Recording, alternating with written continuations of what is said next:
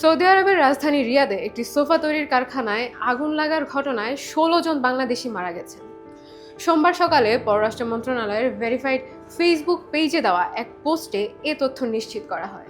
গণমাধ্যমে প্রকাশিত প্রতিবেদন বলছে, নিহত ১৬ জন বাংলাদেশির মধ্যে ১৩ জনের বাড়ি নওগাঁ জেলার আত্রাই উপজেলায়, দুজনের বাড়ি নাটোরের নলডাঙ্গা উপজেলায় এবং রাজশাহীর বাগমারা উপজেলার একজন রয়েছেন।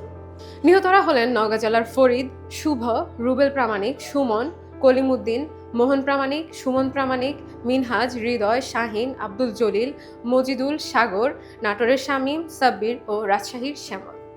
পররাষ্ট্র মন্ত্রণালয় জানিয়েছে, দুর্ঘটনার খবর পাওয়ার পর রিয়াদে বাংলাদেশ দূতাবাসের কর্মকর্তারা ঘটনাস্থলে যান।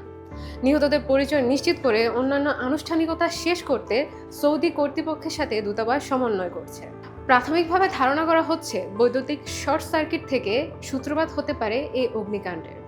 বার্তা সংস্থা বাসস জানাচ্ছে, দুর্ঘটনায় নিহতদের মরদেহ দ্রুত দেশে ফিরিয়ে আনার নির্দেশ দিয়েছে প্রবাসী কল্যাণ মন্ত্রণালয়। এছাড়াও মরদেহ পরিবারের কাছে হস্তান্তর প্রক্রিয়া ও ক্ষতিপূরণ নিশ্চিতেও মন্ত্রণালয় কাজ করছে।